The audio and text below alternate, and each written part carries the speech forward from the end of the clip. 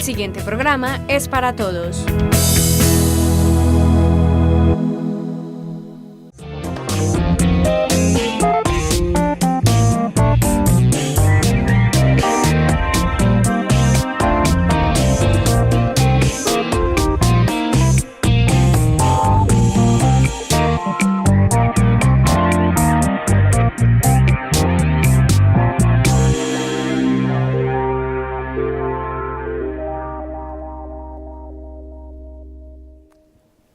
Muy buenas noches, un saludo especial para todos esos televidentes de Al Derecho. Soy Sandra Milena Ríos Taborda, quien cada miércoles los espera y acompaña con esos temas legales y jurídicos que seguramente nos será de mucha utilidad conocer más a fondo. Y por supuesto aquí tratamos de abordar esos temas de una manera fresca y entendible para que así sean más comprensibles para todos ustedes. Hoy vamos a hablar de los manuales de convivencia. Sí, esos que tanto escuchamos en los colegios. ¿Qué características tienen? ¿Cuál es el debido proceso a la hora de hacerlos valer? Para hablar de este tema nos acompaña el profesional Jefferson Ramírez Moreno. Él es abogado de la Universidad de Antioquia, especialista en Derecho Administrativo de la Universidad Externado de Colombia. Actualmente cursa una maestría en Educación y además es docente catedrático de la Universidad de Antioquia. Jefferson, muy buenas noches y bienvenido a este espacio. Muy buenas noches, muchas gracias por la invitación. Bueno, vamos a entrar en materia de una vez y vamos a hablar, cuando hablamos de manuales de convivencia, ¿a qué nos referimos? Bueno, en términos generales, el concepto de manual de convivencia está estipulado para tratar todas aquellas actividades que tienen que ver con la convivencia.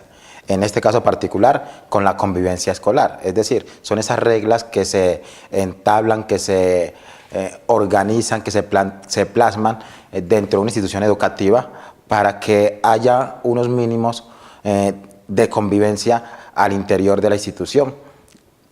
Que esas normas aplican para estudiantes, docentes, padres de familia, es decir, para la comunidad en general. Bueno, Jefferson, yo al principio lo mencionaba y usted también, cuando hablamos de manuales de convivencia inmediatamente nos referimos o nos remitimos a los colegios. ¿Hay otras instituciones que manejen también ese tipo de manuales? Claro, hay otras instituciones que pueden manejar ese tipo de manuales. Hay instituciones de índole privada que manejan manuales de convivencia a nivel laboral, precisamente también para que hayan unas reglas mínimas de comportamiento, de convivencia. He visto que en muchas instituciones se presenta mucho lo que es el acoso laboral, el acoso escolar. Entonces estos manuales de convivencia nos permiten regular de cierta manera ese tipo de situaciones. Entonces no solamente las instituciones educativas, sino en algunas instituciones de carácter público y privado establecen estos manuales de convivencia. Pero ¿hay una regla, una ley que establezca o determine que es necesario tenerlos o es porque las entidades lo quieren hacer? Bueno, en materia de entidades, la ley 1010 de 2006 nos permite establecer estos manuales de convivencia. Aunque no es una obligatoriedad, sí es una recomendación que las instituciones tengan estos mínimos para que se puedan de alguna manera solucionar de manera interna estas situaciones. De hecho, hay sí normas específicas que nos permiten los comités de convivencia laboral y que sí están por mandato legal, pero en cuanto al manual como manual no requiere exactamente una obligatoriedad. ¿Estaría relacionado entonces ese manual con el comité de convivencia que usted menciona, claro, en el caso de haberlo? Claro que sí, debe estar relacionado directamente. Bueno, ¿y quiénes participan de la elaboración de esos manuales de convivencia? Pues en materia de instituciones educativas debe ser la comunidad en pleno. Y en las instituciones públicas o privadas, en las empresas, pues evidentemente debe estar el gerente o el empleador, los trabajadores, o sea, todo que sea una elaboración, digamos, conjunta, que no sea la copia y el pegue como normalmente se habitúa en muchas instituciones, especialmente pues en las instituciones educativas, que muchas veces los manuales de convivencia no obedecen a las realidades o a los contextos que tienen en las instituciones educativas.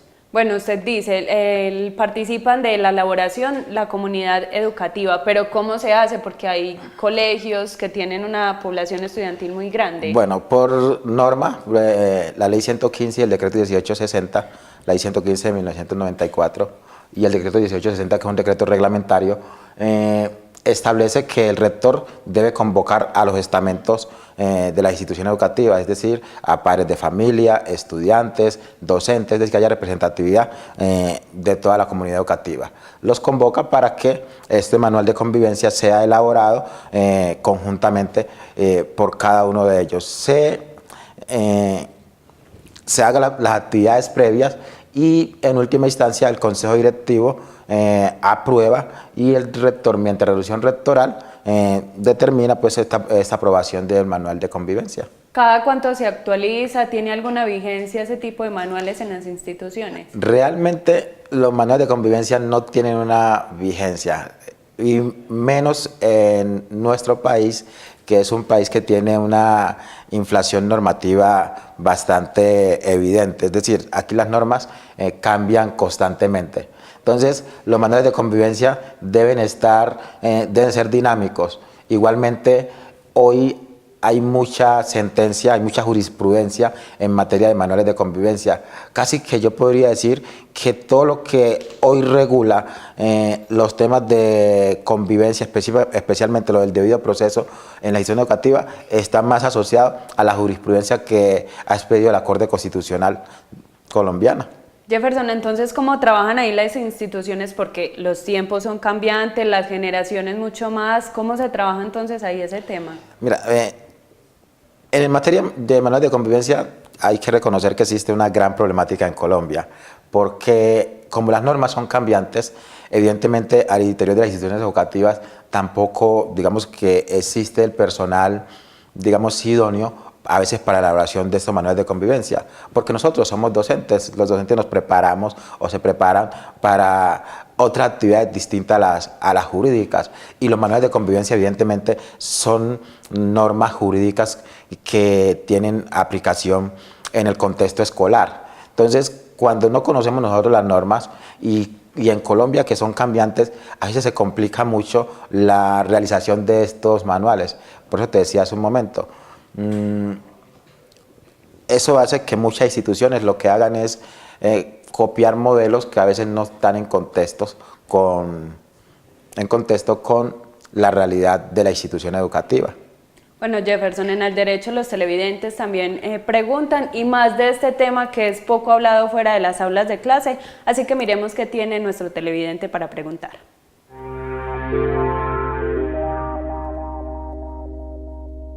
Buenas noches, mi nombre es Juan Diego Morales.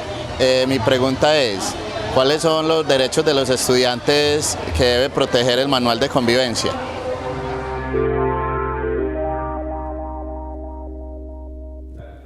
Bueno, en materia de derechos, los derechos sí, digamos que son muchos. ¿Por qué? Porque el manual de convivencia debe estar adecuado a la Constitución Política de Colombia y igualmente a los tratados internacionales.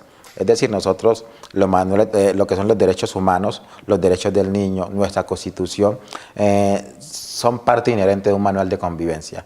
Si el manual de convivencia está en contra de nuestra Constitución, es decir, de todos los derechos fundamentales o derechos de segunda generación que se encuentren en la Constitución, e incluso algunos derechos de tercera generación que también son aplicables para los estudiantes que son vulnerados, tendrán aplicación inmediata. Es decir, el conjunto de derechos, la lista de derechos es innumerable.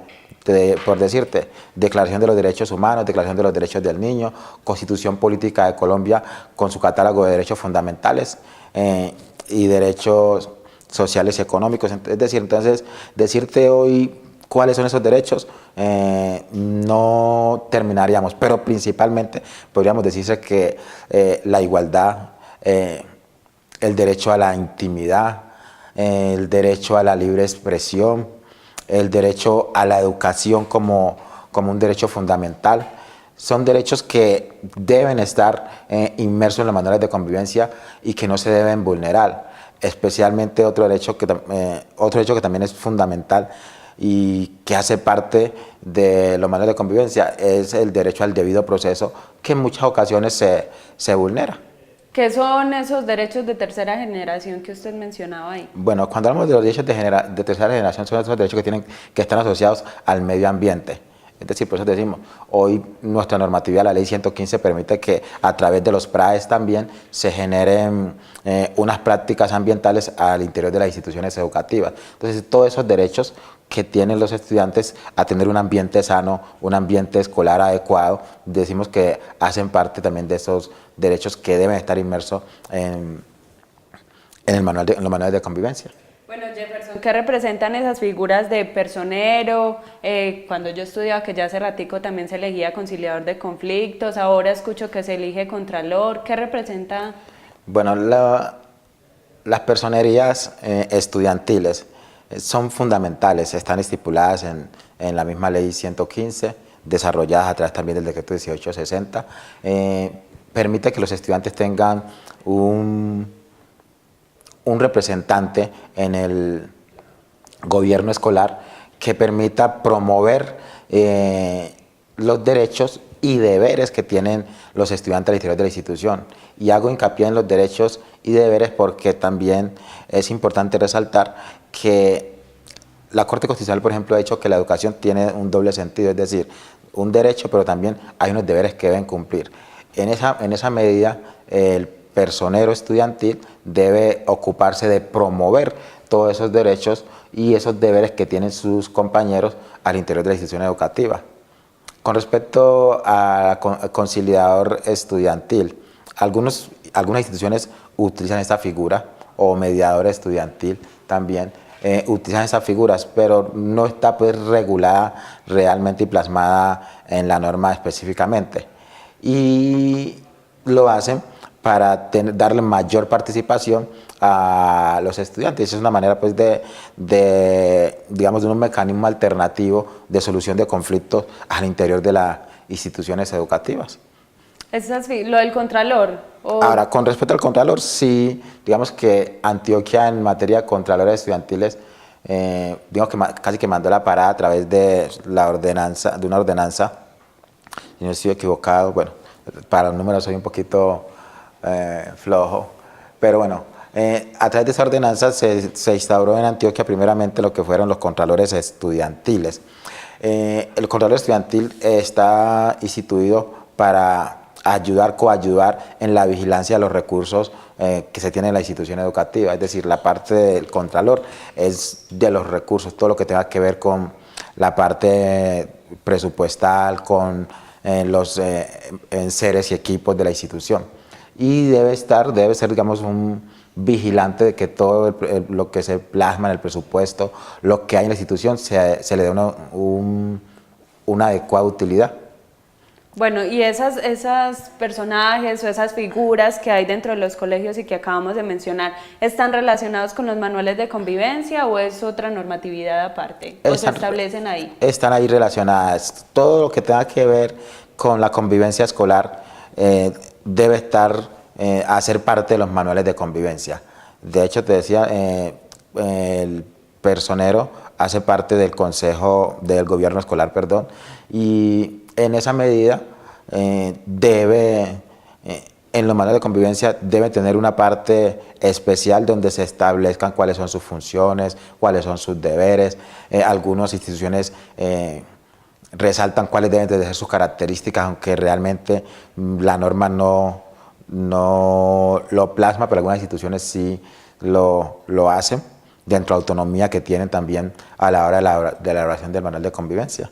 ¿Qué se busca con esos procesos electorales que se hace al interior de las instituciones? Bueno, evidentemente yo creo que lo que busca aquí, y digamos, el legislador es que nuestros jóvenes, nuestros niños, desde muy temprana edad, se impulsen a participar, que estos mecanismos, que es un mecanismo, la elección de ellos de participación, que les da la posibilidad a ellos de elegir y ser elegidos, es una manera de que desde muy niños vamos, digamos, cogiendo la costumbre de participar en los eventos digamos, en este caso que es un evento electoral, como un mecanismo de participación ciudadana.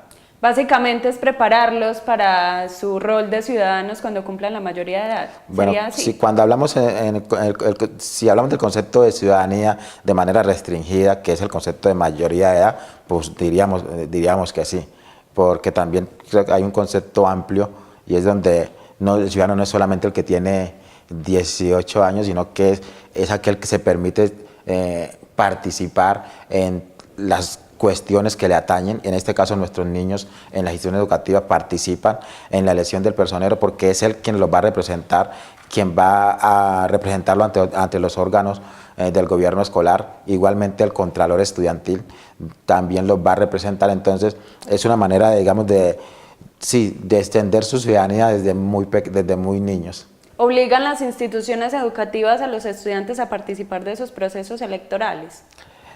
Pues desde la experiencia que tengo en la institución que yo laboro, he visto que es un proceso democrático. Normalmente quien quiere participar y los estudiantes por regla general se ven como motivados a esa participación, pero no tengo conocimiento realmente de que a los niños se les diga que tienen que votar si no hay algún tipo de sanción. La verdad no, a la fecha no lo he escuchado, que no debe ser una práctica pues adecuada, si existe. Si se habla de un proceso democrático. Si es un proceso democrático. Televidentes, vamos a una pausa para comerciales y ya regresamos aquí con este espacio Al Derecho en la televisión de los Andinos.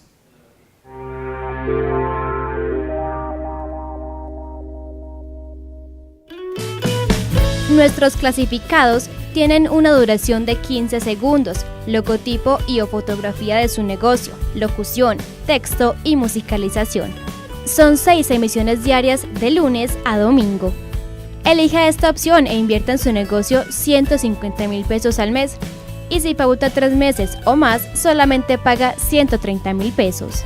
Gracias por apoyar lo comunitario y lo local. AUPAN, la televisión de los andinos. Si ustedes, al igual que yo, saben realizar cualquier artesanía o manualidad, son bienvenidos a este programa de Aprenda Viendo. Julián, y lo mejor, no tiene ningún costo. Lo único que deben hacer es llamar al 312-258-5044 o también escribirnos para ser parte de este programa de la televisión de los andinos. AUPAN, la televisión de los andinos.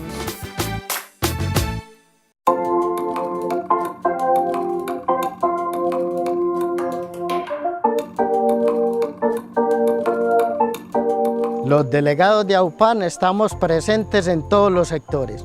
Nosotros también somos AUPAN.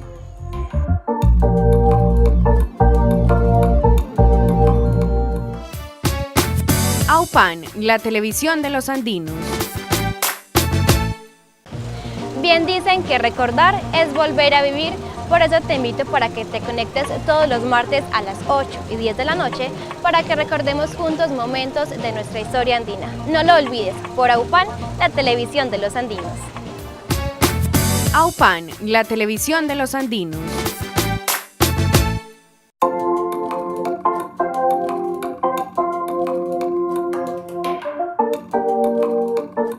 En San Luis apoyamos lo comunitario y lo local. Nosotros también somos AUPAN.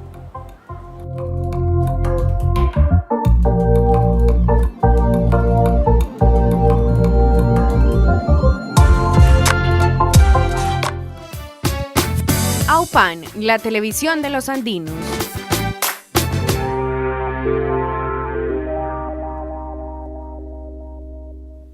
Regresamos, televidentes, a este espacio de formación y orientación que tiene la televisión de los andinos, y para aquellos que se acaban de conectar les cuento que el tema del día es manuales de convivencia. Como lo mencionaba antes de la pausa, es un tema poco hablado fuera de las aulas de clase, pero que hoy, de la mano del profesional y abogado Jefferson Ramírez Moreno, queremos explicar y que ustedes comprendan más a fondo. Jefferson, ya hemos hablado de las características, de quiénes pueden participar en la elaboración de estos manuales, pero hablemos ahora de esas faltas disciplinarias que pueden cometer los estudiantes. ¿Cuáles serían? Bueno, digamos que las faltas disciplinarias que pueden cometer ninguna, porque serían faltas disciplinarias. La idea es que los estudiantes se establecen normas de comportamiento, unos mínimos de convivencia, precisamente para evitar que existan este tipo de faltas. Pero las faltas que se plasman en los manuales de convivencia están reguladas por el mismo manual y son autónomas de las instituciones educativas. Recientemente, en el 2013, a través de la ley 1620, se expidieron algunas faltas, o hay en esta norma hay plasmado algunas faltas que las han llamado tipo 1, tipo 2, tipo 3, y que el grado, esta tipo 1, tipo 2, tipo 3, es el grado de afectación o el grado de gravedad, digámoslo así, que tienen estas faltas. Y esas faltas pueden ir desde llegar recurrentemente tarde al salón hasta agresiones físicas, agresiones verbales, porte de sustancias psicoactivas, discriminación. Ahora que está muy de moda, que se escucha el tema del ciberacoso. O sea, hay una alta gama de parámetros, de normas de convivencia que los estudiantes y al interior de la institución deberían cumplirse, y que la idea es que no se incurran en estas. Pero varía, y hay instituciones que de acuerdo a su manual, a su autonomía, establecen precisamente este tipo de faltas. O sea, la ley establece unas faltas generales, pero las instituciones ya mirarán si toman y adoptan otras. Bueno, así? En lo que a mí respecta, con la ley 1620, digamos que a muchas instituciones entraron en confusión, porque veníamos de una tipología de faltas amigas, lo que es del proceso disciplinario, que eran faltas leves, faltas graves, faltas gravísimas, y hoy se habla de falta tipo 1, faltas tipo 2, faltas tipo 3, y todavía no hemos podido digerirlas. Algunas instituciones educativas dentro de su autonomía manejan las dos, manejan las tipo 1, tipo 2, tipo 3, pero además de esas hay algunas adicionales. En mi concepto debería ser ese el mecanismo, dado que las que están establecidas en el decreto o en la ley 1620, con su decreto reglamentario 1965, digamos que limitan al tema del bullying, del ciberbullying, de todo lo que tenga que ver con los temas de la violencia sexual. Entonces hay otras faltas que a veces se quedan por fuera y que no están incluidas. Entonces creo que las instituciones deben ser un poco juiciosas a la hora de establecer o actualizar sus manuales de convivencia, y no quedarse solamente en las que dice la 1620, sino que hacer un complemento entre las que se venían manejando y las que hoy tiene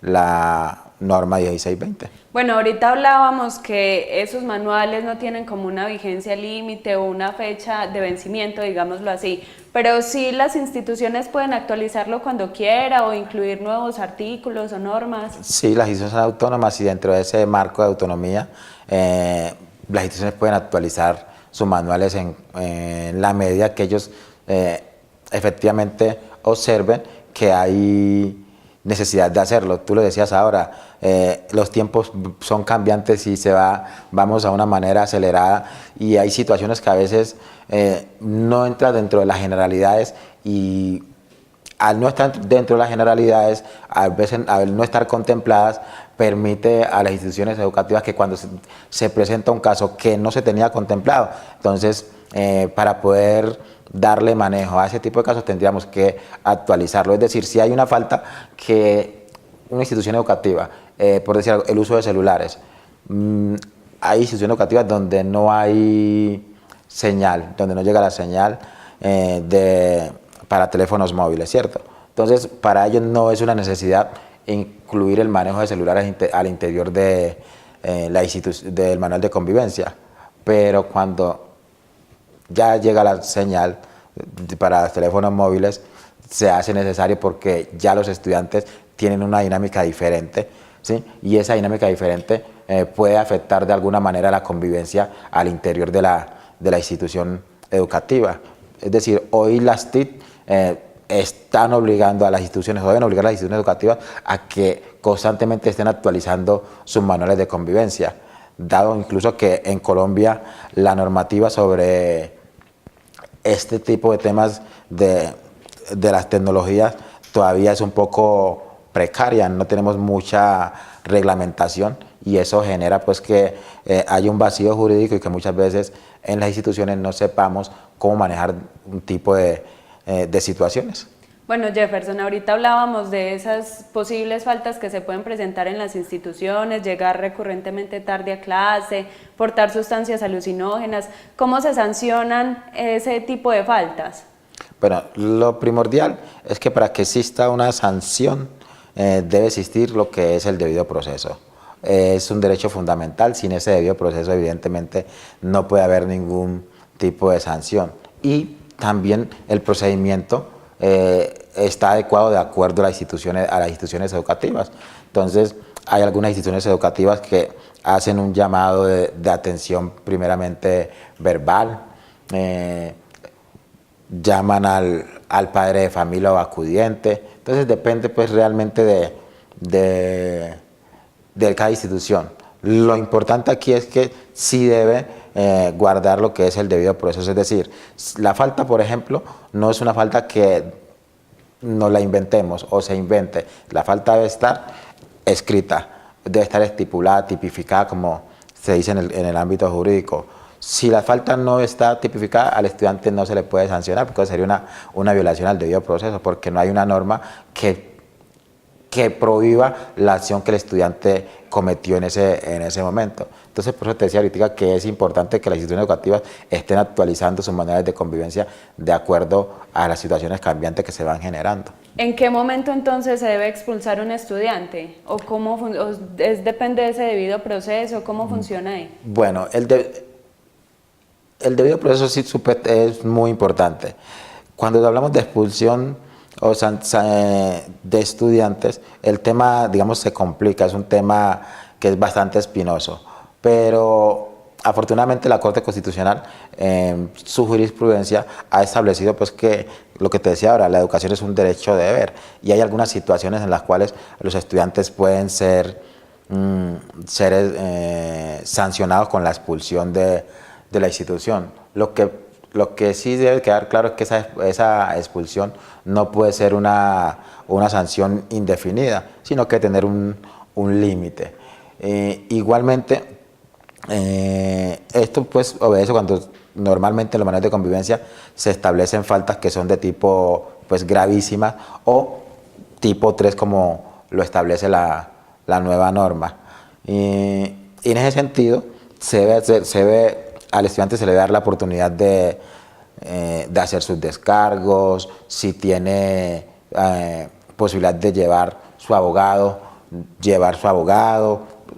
el padre de familia, el personero estudiantil también puede participar en ese proceso, pero es de acuerdo al procedimiento que se establezca en cada institución educativa. O sea, el tema cada vez es más delicado. Y el tema es muy delicado, pero evidentemente sí se puede sancionar. Yo tengo una teoría con respecto a la sanción de los estudiantes, y es que en muchas ocasiones se dice que al estudiante no se puede sancionar con expulsión porque se le vulnera el derecho a la educación, pero siempre hemos dicho que el derecho la educación va en doble vía, derecho, deber, pero también cuando ese estudiante está interfiriendo en el derecho de los 30 compañeros, entonces ¿quién va a respaldar ese derecho a la educación que tienen esos otros 30 niños? Entonces, cuando hay una afectación tan grave, podríamos decir ahí que el interés general debe primar sobre el interés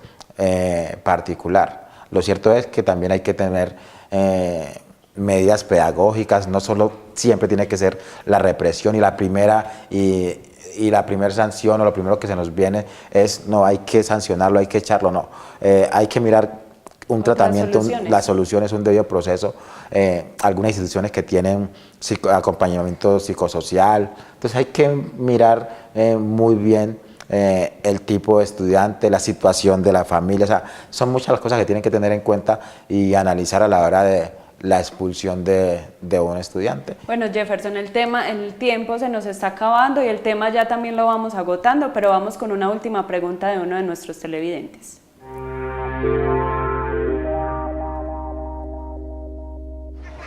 Buenas noches, doctor Jefferson. Mi nombre es Mario Fernández. La pregunta que le quiero hacer es ¿cómo se maneja la libre expresión y la personalidad dentro de los colegios? Muchas gracias.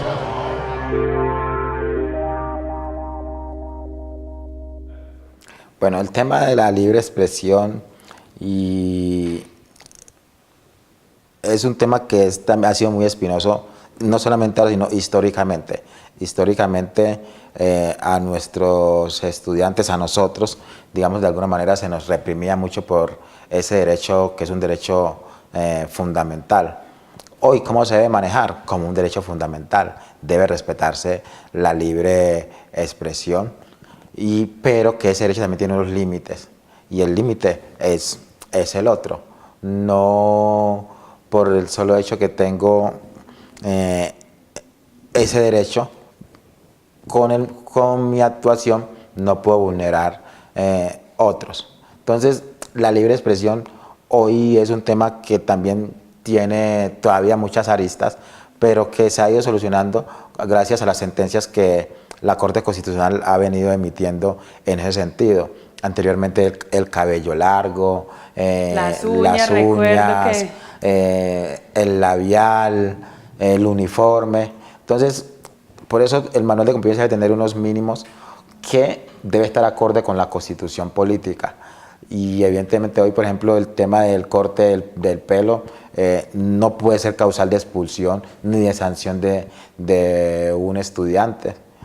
Otro tema que es, a veces y desafortunadamente se ha observado que la orientación sexual en muchas instituciones era cuestionada y que era motivo de sanción por parte de los manuales de convivencia. Todos esos mitos han ido saliendo afortunadamente, digamos que de los manuales de convivencia, aunque conoce uno todavía instituciones que desafortunadamente hacen ese tipo de prácticas y que los padres tienen que acudir a los temas judiciales, a la tutela, para que se les pueda respetar sus derechos al interior de las instituciones educativas. Jefferson, hemos llegado al final de este espacio. Muchas gracias por habernos acompañado y habernos ayudado a aclarar este tema que, como lo dije y lo repito, poco se habla fuera de las aulas de clase, pero que es importante tener ahí como presente. Muchas gracias a ti por la invitación y a los televidentes. A los televidentes que participaron con sus preguntas, también muchas gracias, y a ustedes que nos acompañaron desde sus hogares, infinitas gracias por apoyar este proceso y esta nueva apuesta de la televisión de los andinos. No olviden que nos vemos y los esperamos todos los miércoles a las 8 de la noche. Hasta pronto.